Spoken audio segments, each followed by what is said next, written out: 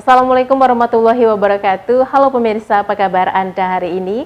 Beragam informasi akan kami sajikan dari Pulau Sumatera. Bersama saya Wanasari, inilah kabar Sumatera selengkapnya.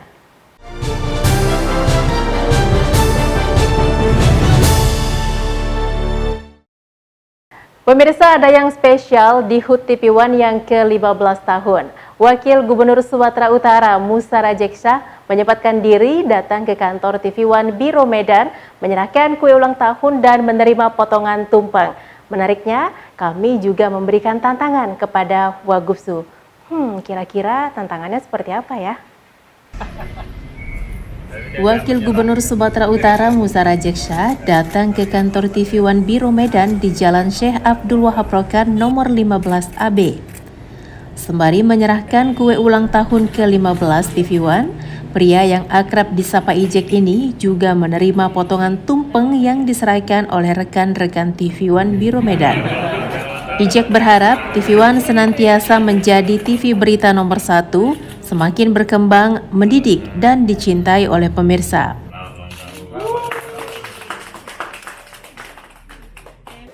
Ya, saya ucapkan selamat ulang tahun TV One yang ke-15. Gak terasa waktu 15 tahun, tapi TV One makin tahun semakin baik, semakin bagus, dan semakin banyak peminat penontonnya. Sukses selalu TV One. Oke, koreksinya dong Pak, kira-kira untuk TV One apa? Kalau TV One yang di Sumatera Utara, saya nggak ada koreksi, bagus semuanya, dan selalu memberitakan berita-berita dalam hal yang positif juga, hal kritikan juga, tapi semuanya masih dalam struktur etika sebagai media. Semoga TV One terus menjadi media yang terdepan dan juga membantu bangsa negara ini semakin maju, semakin besar, khususnya Sumatera Utara. Tagline-nya Pak, semangat Indonesia bersatu. TV One. Oke, TV One, semangat Indonesia bersatu. Oke. Sebelum beranjak pulang, kami juga memberikan tantangan kepada Ijek untuk membacakan berita layaknya seorang presenter. Wah, kira-kira beliau bisa nggak ya? Program? Nggak ada, kabar Sumatera TV One. Baru saya Musa Rajeksa. Halo pemirsa, selamat datang di Kabar Sumatera TV One. Saya Musa Rajeksa, ingin menyampaikan tentang berita yang ada di Sumatera Utara. Guna menciptakan warga binaan agar lebih produktif, Rutan Kelas 1 Medan resmikan Rumah Pendidikan Manusia Berbuat Baik untuk melatih, untuk juga memberikan SDM kepada warga-warga binaan. Kegiatan ini pun dihadiri langsung oleh saya, Musa Rajeksa, sebagai Wakil Gubernur Sumatera Utara beserta Kepala Kantor Wilayah Kementerian Hukum dan HAM Sumatera Utara. Guna menempa warga binaan agar lebih produktif dan berketerampilan baik, Rutan Kelas 1 Medan meresmikan Rumah Pendidikan Manusia Berbuat Baik. Dengan dihadiri Kepala Kantor Wilayah Hukum dan HAM serta Wakil Gubernur Sumatera Utara dan tamu undangan lainnya. Peresmian ini berlangsung hikmat dan tertib. Berbagai rangkaian kegiatan pun dilaksanakan mulai dari penandatanganan prasasti serta pengguntingan pita Rumah Pendidikan Manusia Berbuat Baik. Para tamu undangan pun terlihat nyaman dan tertarik atas kerajinan tangan yang dibuat oleh warga binaan Rutan Kelas 1 Medan. Di antaranya kerajinan tangan mebel, lukisan, sendal, serta beberapa kerajinan lainnya. Rutan Kelas 1 Medan melatih para napi atau warga binaan pemasyarakatan dengan berbagai keterampilan agar mereka produktif selama menjalani hukuman. Nantinya ilmu yang didapat para warga binaan akan digunakan sebagai modal untuk membuka usaha setelah menyelesaikan masa tahanan. Untuk pelaksanaan serta sarana bahan baku, dana yang diberi merupakan hasil dari Koperasi Pegawai Rutan Kelas 1 Medan secara sukarela. Jadi ini kami apresiasi dengan inovasi dan kemauan untuk membuat hal-hal seperti ini di luar anggaran. Kadang memang keterbatasan anggaran, tapi dengan adanya kerjasama yang baik dari pihak luar, baik mungkin ada warga binaan juga yang ingin memberikan sesuatu sumbangsinya, ini menjadi hal yang baik. Saatnya warga binaan yang ada di rutan khususnya Kelas 1 Medan ini bisa memanfaatkan kegiatan-kegiatan pelatihan yang memang sudah kita kerjasamakan untuk bisa dia punya keterampilan yang akhirnya diharapkan setelah keluar nanti dia bisa menggunakan keterampilannya itu untuk berusaha di luar. Saya juga senantiasa melakukan kunjungan dan memberikan motivasi kepada seluruh rutan-rutan di Sumatera Utara untuk banyak melakukan kegiatan kemandirian agar mereka lebih mandiri yang akhirnya mereka akan bisa terampil di luar nanti. Dari Medan, Sumatera Utara, Ahmad Sukri, TV One mengabarkan. Dalam rangka Bulan Ketiga Nasional, PT Banjarsari Pribumi bekerjasama dengan Fakultas Teknik Pertambangan Universitas Sriwijaya menggelar kuliah tamu yang diikuti ratusan mahasiswa Teknik Pertambangan Unsri. PT Banjarsari Goes to Campus yang bekerjasama dengan Teknik Pertambangan Universitas Sriwijaya menggelar kuliah tamu dengan tema Penerapan Good Mining Practice. Acara ini disambut antusias mahasiswa pertambangan Unsri, terbukti dengan banyaknya peserta yang mendaftar. Mahasiswa akan mendapatkan materi berupa pengalaman praktis. Kuliah tamu dengan 5 pemateri yang berpengalaman di bidangnya ini sangat dibutuhkan mahasiswa dan memberikan pencerahan bagi mahasiswa pertambangan dan akan dikembangkan melalui pendalaman teori saat proses perkuliahan. Jadi ini sebagai training lah bagi mereka untuk mendapatkan pencerahan ya, berkaitan dengan aplikasi. Nah, nanti kalau ada hal-hal yang memang di dalam diskusi memang perlu kami kembangkan, kami akan memberikan pendalaman teori di dalam proses belajar mengajar berikutnya, gitu aja dari kami. Kalau dari pihak kampus melihatnya minat mahasiswa sendiri seperti apa nih Pak? Sangat responsif mahasiswa, karena mereka sangat menginginkan ya mendapatkan pencerahan ya, khususnya dari dunia praktis ya. Goes to Campus yang digelar PT Banjarsari Pribumi ini dalam rangka Bulan K3 Nasional bertujuan untuk memberikan pengalaman bagi mahasiswa pertambangan Unsri sebelum nantinya terjun ke dunia kerja. Kita ada program-program terkait dengan kegiatan Bulan K3 tersebut. Nah, jadi salah satunya ini kegiatan Goes to Campus. Nah, jadi tujuan Goes to Campus yang kita laksanakan hari ini sebenarnya untuk memberikan pengalaman ya kepada teman-teman dari mahasiswa sebelum dia turun ke dunia kerja.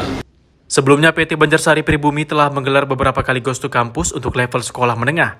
Kedepan akan dilakukan Goes to Campus di universitas yang ada di Sumatera Selatan. Dari Palembang, Sumatera Selatan, Ganda Kopatra, TV One mengabarkan. Untuk menekan kecelakaan kerja di lingkungan kerja perusahaan PT Satria Bahana Sarana atau SBS menggelar talk show safety culture dan pengukuhan komitmen keselamatan pertambangan mitra kerja usaha jasa. Inilah kegiatan talk show Safety Culture yang digelar di Hotel Saka, Tanjung Enim, Kabupaten Muara Enim, Sumatera Selatan. Acara ini diikuti oleh seluruh mitra kerja PT SBS yang beroperasi di wilayah operasional Tanjung Enim. Kegiatan ini dihadiri oleh VP Penambangan PTBA, Aloysius Herman Rahangiar, Direktur PT Bukit Multi Investama, Gusti Awahyudi, dan Direktur Operasi Produksi PT SBS, Vicky Agustian. Dalam talk show ini, PT SBS menghadirkan 4 orang narasumber yang berkompeten, yakni Inspektur Tambang Direktorat Teknik dan Lingkungan Minerba Sumatera Selatan, Juni Prianto, dan Inspektur Tambang Dirjen Minerba Kementerian SDM Republik Indonesia, Firmansyah Prianto. Kegiatan ini adalah kita ingin meningkatkan budaya K3 pada masing-masing individu pelaksana pekerjaan terutama di lapangan di tambang. Tujuannya adalah untuk mencegah atau mengurangi atau menghilangkan kecelakaan-kecelakaan yang ada di tambang, baik itu kecelakaan ringan, kecelakaan berat maupun kecelakaan fatal. Sementara itu, Inspektur Tambang Dirjen Minerba Kementerian SDM Republik Indonesia, Firmansyah, mengatakan bahwa pihaknya menyambut positif adanya kegiatan tersebut. Ia berharap agar kegiatan serupa dan budaya penerapan dan pengelolaan K3 di lingkungan perusahaan lebih dimaksimalkan lagi sehingga bisa menekan angka kecelakaan kerja yang ada. Fatality ini kebanyakan terjadi di perusahaan jasa ya, dalam hal ini kontraktor. Maka dari itu pemerintah melakukan enforcement, penegakan regulasi ya, baik itu dari peraturan undang-undangan, peraturan menteri, keputusan menteri, bahkan sampai ke petunjuk teknis. Hal inilah yang kita instruksikan ke teman-teman pelaksana kegiatan usaha pertambangan untuk melaksanakan dengan sebaik-baiknya peraturan maupun regulasi tersebut. Dari Muara Enim, Sumatera Selatan, Kiki Habibi, Ika Nggreni, TV One mengabarkan. Sebagai wujud sinergitas Forum Koordinasi Pimpinan Daerah Batubara, pemerintah Kabupaten Batubara, Sumatera Utara memberikan hibah dan pinjam pakai belasan kendaraan bermotor kepada instansi kepolisian dan TNI.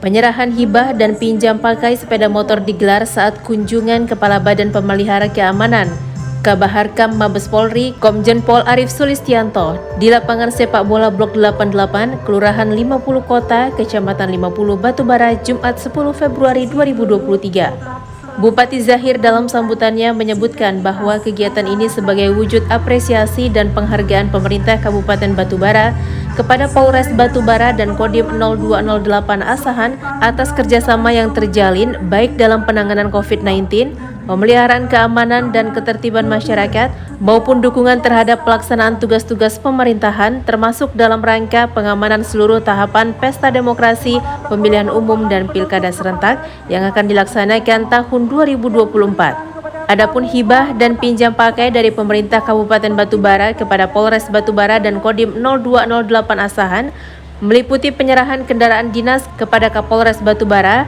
dan Dim 0208 Asahan dan Kepala Kejaksaan Negeri Batubara. Kemudian penyerahan mobil ambulans kepada Polres Batubara dan Kodim 0208 Asahan sebagai apresiasi atas kerjasama penanganan pandemi COVID-19 dan pencapaian vaksinasi.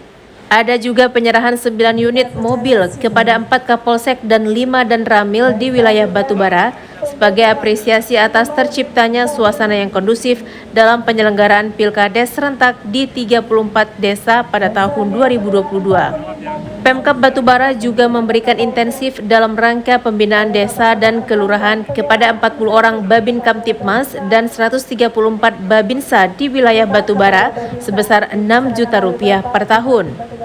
Kemudian pinjam pakai kendaraan roda 2 sebagai sarana untuk operasional masing-masing sebanyak 5 unit kepada Polres Batubara dan 5 unit kepada Kodim 0208 Asahan. Selain itu juga ada hibah tanah, bangunan beserta sertifikatnya dan mobiler kepada Polsek 50 yang terletak di Kecamatan 50 Pesisir sebagai wujud komitmen pemerintah Kabupaten Batubara dalam mendukung pemeliharaan keamanan dan ketertiban masyarakat di Kabupaten Batubara. Dari Batubara, tim TV One mengabarkan. Pesta Hari Ulang Tahun Gereja Huria Kristen Batak Protestan atau HKBP Sibuluan ke-140 sukses dan meriah. Acara ini dihadiri oleh PJ Bupati Tapanuli Tengah, Elvin Elias Nenggolan, dan Bupati Nixon Nababan yang diwakili oleh Asisten Pemerintah Kabupaten Tapanuli Utara. Puncak perayaan HUT ke-140 Gereja HKBP Sibuluan dilaksanakan Minggu 5 Februari 2023 dengan diawali ibadah Minggu.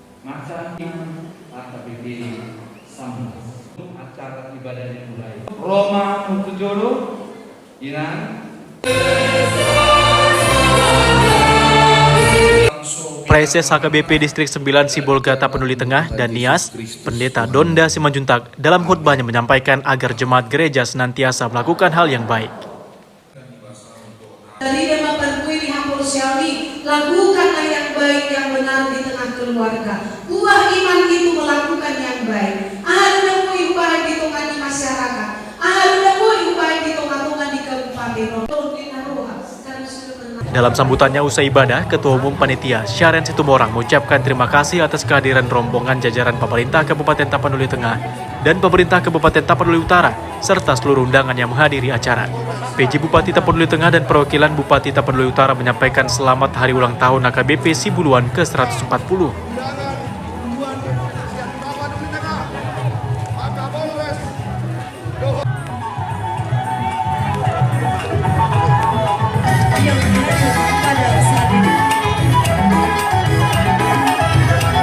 Gereja HKBP Sibuluan telah berusia 140 tahun. Banyak hal yang telah dilewati sepanjang perjalanan pelayanan di Gereja HKBP Sibuluan. Tetapi kita tetap bersyukur karena kasih-Nya kita tetap dapat sampai pada saat ini. Baiklah Bapak dan Ibu, hadir. Salam. Yang kami hormati Bapak PJ Bupati Tapanuli Tengah, Bapak Elvin Elias Nenggolan, abala lasdoro hatta di pertikionon, dia ka tamu nang Rodison, asa lam marlas ni roha hita di nama mestahon, hari ulang tahun HKBP Sibuluan na pa 140 tahun.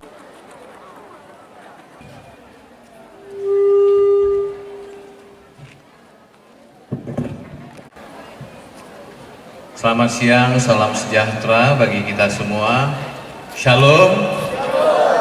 Dan pada hari ini, khususnya kami dari pemerintah Kabupaten Tapanuli Tengah memberikan apresiasi kepada seluruh pelayan Tuhan yang ada di gereja ini. Terima kasih Amang dan Inang. Siang Bapak Bupati dan keluarga, jalan selamat ulang tahun Pak.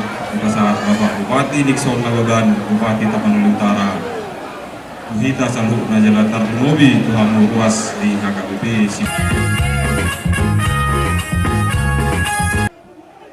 Acara kemudian dilanjutkan dengan pemotongan tumpeng oleh PJ Bupati Tapanuli Tengah serta undangan kehormatan lainnya. Selanjutnya penyambutan rombongan keluarga Panggabean yang merupakan keturunan Ompu Tuturan Raja Oloan Panggabean yang sebagian besar beragama Muslim, yang memberikan pertapakan gereja HKBP Sibuluan.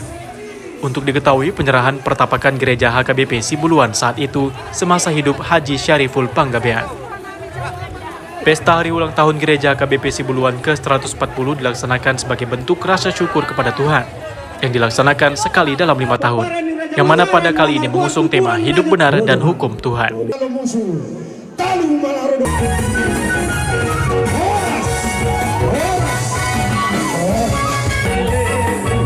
Dari Kabupaten Tapanuli Tengah, Sumatera Utara, Syaren Situmorang, TV One mengabarkan. Ribuan warga bersama simpatisan dan pengurus Partai Golkar Sumatera Utara hadir dalam syukuran perayaan Natal Oikumene 2022 dan Tahun Baru 2023 bertepat di lapangan SD Plus 3 Balata, Kecamatan Jorlang Hataran, Kabupaten Simalungun, Sumatera Utara. Kegiatan diawali prosesi ibadah dan penyalaan lilin Natal oleh penasihat Partai Golkar Sumatera Utara, Maruli Siahaan yang juga selaku Ketua Umum Perayaan Natal. Kemudian Dewan Pakar DPD Golkar Sumatera Utara R.E. Nainggolan, Dewan Pertimbangan Golkar Sumatera Utara Sanggam Bakara, Ketua DPD Partai Golkar Kabupaten Simalungun Timbul Jaya Sibarani, pendeta dan tokoh Partai Golkar lainnya. Ketua DPD Partai Golkar Sumatera Utara Musa Rajeksa menyatakan kegiatan ini sebenarnya telah lama direncanakan. Dan inilah saatnya perayaan Natal 2022 dan syukuran tahun 2023 dilaksanakan dapat dijalankan dengan sukses dan meriah atas dukungan semua panitia serta para dukungan pengurus partai dan elemen masyarakat. Menurutnya perayaan ini didasari bentuk kasih cinta kepada masyarakat Sumatera Utara dan khususnya di Kabupaten Simalungun. Tentu dengan perayaan Natal dan syukuran tahun baru 2023 ini diharapkan kader Partai Golkar melekat terus di tengah masyarakat. Menurut Musa, tanpa dukungan dan doa masyarakat, Partai Golkar tak akan bisa besar. Dan tentunya ke depannya segenap pengurus partai harus benar-benar berjuang dan berbuat kebaikan demi kepentingan masyarakat. Musa juga meminta semua tokoh agama, pemuda, beserta lapisan masyarakat untuk mendukung kemenangan Golkar dalam Pilpres, Pileg pada pemilu tahun 2024 mendatang. Di dalam Partai Golkar, semua agama dalam kadernya, semua agama ada di Partai Golkar dan kita menghormati seluruh umat beragama. Dan perayaan ini salah satu tanda hormat kita dan juga rasa kebersamaan kita dengan saudara-saudara kita umat Kristiani dalam pelaksanaan perayaan Natal ini tahun 2022 dan syukuran tahun 2023. Ini merupakan sukacita dari seluruh pengurus Golkar, Partai Golkar, kader Golkar, dan seluruh simpatisan bersama-sama merayakan hari yang sangat berbahagia pada hari ini. Inilah bentuk komitmen dari Partai Golkar bersama-sama dengan seluruh rakyat Simalungun untuk bisa membangun kampung halaman ini ke depan bersama Partai Golkar. Demikian.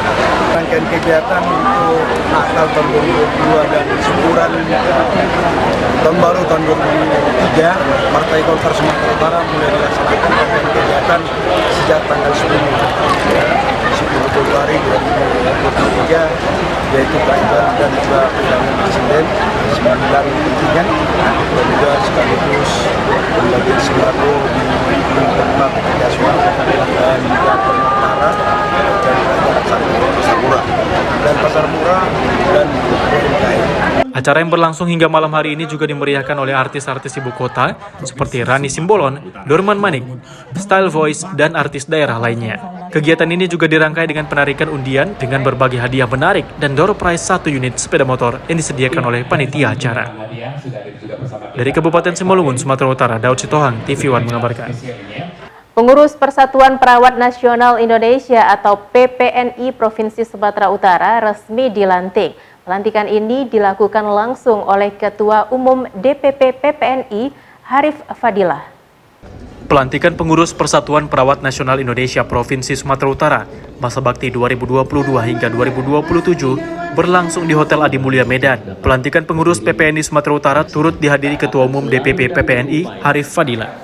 Usai melantik pengurus PPNI Sumatera Utara, Ketua Umum DPP PPNI Harif Fadilah mengatakan, pengurus PPNI punya 3 tanggung jawab, yakni kepada anggota, profesi, dan masyarakat. Begitu juga PPNI harus menjadi organisasi yang handal, dicintai masyarakat, dan disayangi pemerintah. Harif Fadilah dalam sambutannya menjelaskan telah banyak dilakukan PPNI bagi anggota, salah satunya meluluskan sebanyak 40.000 perawat. Sementara itu, Ketua terpilih DPW PPNI Sumatera Utara, Masur Al-Haskiani, mengatakan dalam waktu dekat, PPNI Sumatera Utara akan segera menyusun program kerja sesuai dengan bidang masing-masing. Agar nantinya pelaksanaan bidang kerja telah dituangkan dalam Musyawarah Nasional PPNI di Bali pada tahun lalu dapat dilaksanakan baik di tingkat provinsi maupun kabupaten kota. Masur bertekad PPNI Sumatera Utara akan terus memperjuangkan gaji dan kesejahteraan para tenaga perawat, baik yang ada di rumah sakit pemerintah, puskesmas, atau institusi yang telah bekerja belasan tahun, tapi masih kurang mendapatkan penghargaan dari pemerintah. Yang paling terpenting itu adalah kerja kita saat ini, bagaimana mengangkat harkat martabat profesi perawat ini, karena banyak sekali keluhan para perawat kita tentang kesejahteraannya, terutama yang ada di rumah sakit pemerintah, di puskesmas atau institusi pemerintah, banyak yang bekerja belasan tahun tapi masih kurang mendapatkan penghargaan dari pemerintah, padahal mereka sudah berusaha untuk melaksanakan tugasnya dengan baik. Begitu juga teman-teman yang di sektor rumah sakit swasta ataupun klinik-klinik ini juga akan kita lakukan upaya agar mereka dapat dihargai dan begitu juga dapat ditingkatkan kesejahteraannya. Masur berharap pengurus DPW PPNI Sumatera Utara dengan masa bakti 2022 hingga 2027 yang telah dilantik dapat membuat DPW PPNI Sumatera Utara menjadi lebih baik ke depannya. Dari Medan, Sumatera Utara, Fahmi, TV One mengabarkan. Berasal dari keluarga sederhana, 2 putra Nias yang kini sukses di perantauan hingga belasan tahun saat pulang ke kampung halaman menyempatkan diri berbagi kasih dengan sejumlah warga. Keduanya memotivasi anak-anak untuk berjuang mengejar pendidikan walau mereka berasal dari keluarga kurang mampu. Berhasil jadi pengacara sukses di luar Nias, Dali Zatulo Lase bersama seorang rekannya yang bergerak di bidang perkebunan sawit di Pekanbaru, Sohiatulo Laya atau dikenal dengan Talabu, ajak anak-anak Nias bangkit dari ketertinggalan. Kini dari 4 kabupaten dan 1 kota di Kepulauan Nias, masih terdapat beberapa kabupaten yang tergolong daerah 3T, terdepan, tertinggal, dan termiskin. Walau telah sukses di perantauan dengan segala capaian yang mereka raih, keduanya tak pernah lupa untuk membangun semangat anak-anak Nias untuk berjuang meraih pendidikannya lebih tinggi. Senang. Sekolahnya gimana? Sekolahnya kelas berapa sekarang? Kelas 5. Apa cita-citanya ke depan apa? Tentara. Tentara. Nah, jadi sekolah gimana sekolah? Pintar. Pernah dibilang sama ayah kan, tentu nanti dilanjutkan sekolah. Siapa yang bilang gitu? Siapa teman-teman? Ayah. Kenapa? Karena kemampuan ekonomi kah atau karena apa? Iya, ekonomi. Takutnya nanti nggak dilanjutkan sekolah lagi. Kamu cita-citanya apa? Kuat. Hah? Kuat. Tentara wanita. Melihat kemiskinan dan sulitnya ekonomi warga saat ini di sejumlah kawasan di Kepulauan Nias, Dali Zatulo Lase berharap peran pemerintah dan tokoh-tokoh Nias. Kehidupan yang serba kekurangan, seorang nenek bersama 3 cucunya yang masih kecil di Kecamatan Aloa berjuang menyekolahkan cucunya dengan mengandalkan hasil getah karet yang kini harganya mencekik leher. Ajak sebenarnya kepada seluruh masyarakat kita Nias yang sudah mampan, yang sudah dapat berkat, maka marilah kita berbagi berkat kepada sesaudara kita. Artinya adalah dengan tujuan kita ke sini, marilah kita bersama-sama bergandengan tangan untuk kepedulian kita kepada masa kita yang sangat membutuhkan. Itu tujuan kita semata. Seperti kemarin kita juga mengantar saudara kita di sana yang meninggal dari Riau, kita antar ke Nias. Itu kepedulian kita. Tak saja persoalan pendidikan dan kemiskinan yang kini mereka temukan, seorang lansia yang terlantar karena tak punya anak turut mereka selamatkan ke panti jompo agar dapat hidup layak. Akibat minimnya perhatian pemerintah dan pihak organisasi keagamaan yang mestinya peduli dengan kondisi warga tersebut. Dari kota Gunung Sitoli, Kepulauan Nia, Sumatera Utara, Oni Manhalawa, TV One mengabarkan. Untuk mencegah kasus polio, puluhan ribu balita di Batubara, Sumatera Utara akan mendapatkan vaksin polio serentak. Pencanangan Subpekan Imunisasi Nasional atau PIN polio di Batubara diluncurkan Bupati Batubara Zahir didampingi Bunda Paut Batubara Maya Indriasari Zahir serta Kadis Kesehatan Pengendalian Penduduk dan Keluarga Berencana Batubara Wahid Husairi di TK Negeri Pembina Kecamatan Sesuka Batubara pada Senin lalu. Dalam pencanangan Subpin polio ini, Bupati memberikan langsung vaksin tetes polio kepada sejumlah anak. Ia mengatakan Subpin polio ini digelar serentak di 4 provinsi, yaitu Aceh, Sumatera Utara, Sumatera Barat, dan Riau. Di Batubara sendiri terdapat sebanyak 39.025 anak usia 0 hingga 59 bulan yang menjadi sasaran Subpin polio yang digelar 13 hingga 19 Februari 2023. Zahir mengimbau agar seluruh orang tua membawakan anak mereka ke posyandu, puskesmas, sekolah, dan pos imunisasi lainnya untuk mendapatkan vaksin tetes polio secara gratis. Dari data yang diambil dari di Batubara ini umur anak yang 0 sampai dengan 15 itu ada lebih kurang 39.000 lebih. Ya, 39.000. Target kita seminggu harus tuntas. Jadi kalau 1 minggu tuntas dengan 12 kecamatan per hari itu cuma 500 orang saja. Tentang hari ini, nah, kita harapkan seluruh elemen masyarakat, orang-orang tua, guru, kepala desa, TNI, Polri, ini harus sama-sama menggemakan ini, menyuarakan ini, supaya seluruh anak-anak yang berumur 0 sampai 59 itu semua dapat divaksin, diimunisasi polio. Dari Batubara, Sumatera Utara, tim TV One mengabarkan. Sebagai bentuk mempererat silaturahmi, Pertumpuan Sinaga Dohot Boru Muslim Pengurus Sektor Deli Serdang Bedagai dan Tebing Tinggi resmi dilantik. Kegiatan ini pun dihadiri langsung Bupati Serdang Bedagai sebagai tamu kehormatan. Berlokasi di Pantai Bali Lestari, Serdang Bedagai, ratusan masyarakat Dohot Boru Sinaga hadir dalam rangkaian pelantikan Pertumpuan Sinaga Dohot Boru Muslim, Pengurus Sektor Deli Serdang, Serdang Bedagai, dan Tebing Tinggi. Berbagai agenda dilakukan mulai dari pembacaan ayat suci Al-Quran, pelantikan pengurus, penyematan topi tali-tali kepada ketua pengurus, dan berbagai kegiatan lainnya. Dilangsungkannya acara ini bukan hanya sebagai euforia pelantikan, melainkan sebagai wadah mempererat tali persaudaraan seluruh marga Sinaga, terkhusus di Sumatera Utara. Sejatinya perkumpulan Parsadaan Pomparan Toga Sinaga dan Boru atau PPTSB wilayah Sumut dibuat bukanlah sebagai bentuk pengkotak-kotakan, melainkan upaya agar para masyarakat yang bermarga Sinaga semakin kuat dan kompak bersilaturahmi hingga ke penjuru negeri. Ucapan terima kasih kepada pendukung acara ini, termasuk Bapak Bupati, kemudian dari stakeholder yang lain, termasuk BMD kita di Sumatera Utara. Sinaga Muslim ini adalah bagian dari Pomparan Toga Sinaga Dohot Boru yang sudah masuk di anggaran dasar anggaran rumah tangga, dan untuk itu sekali lagi adalah bagian daripada untuk penguatan dan peningkatan prestasi khususnya kita yang warga Sinaga di Indonesia.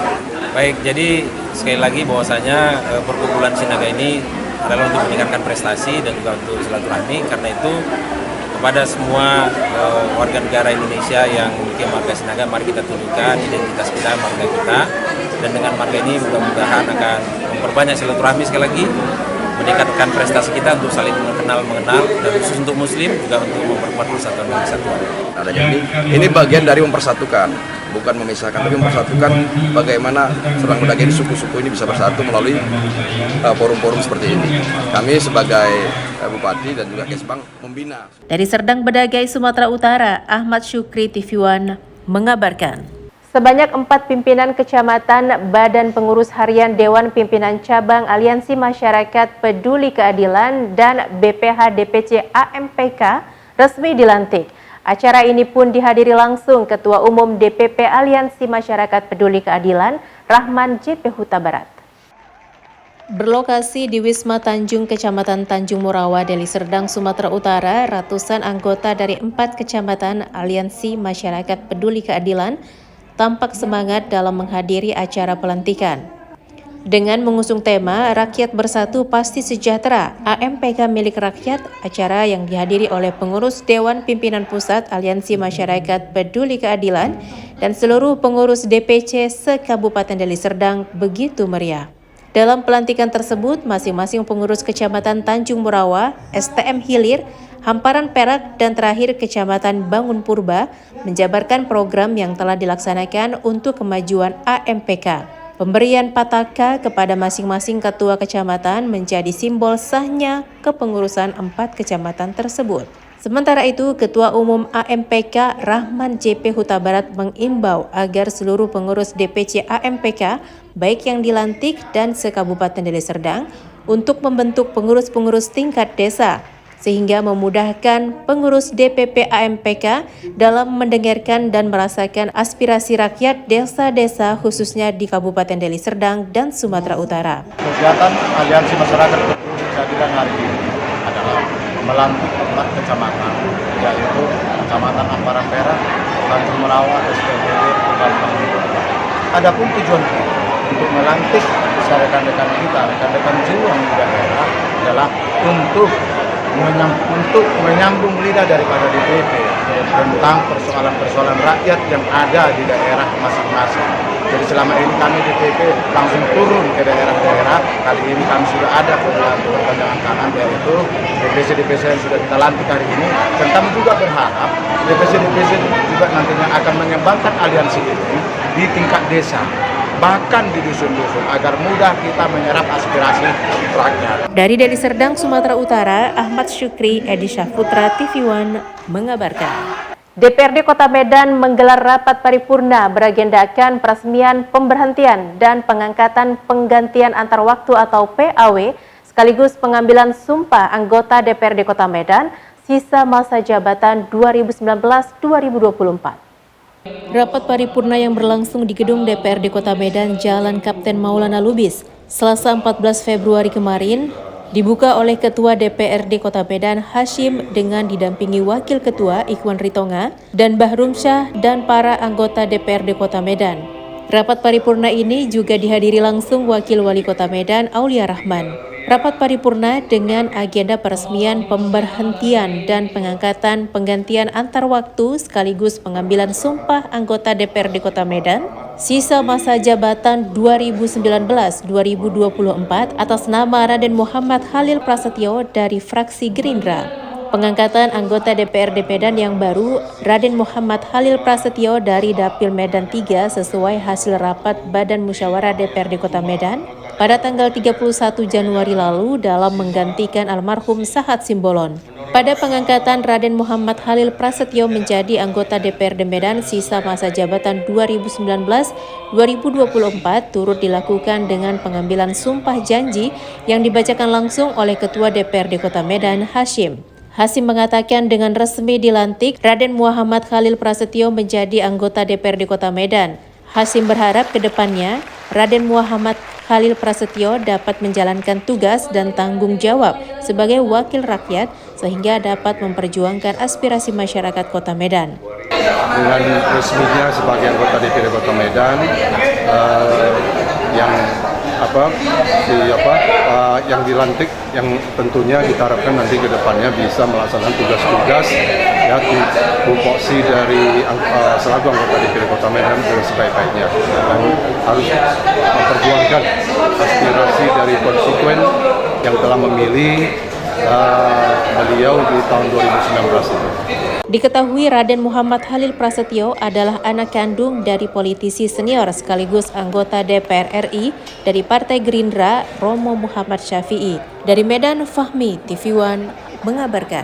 Informasi tadi sekaligus menutup program Kabar Sumatera. Jangan lupa update berita terkini lainnya di kanal tv1news.com.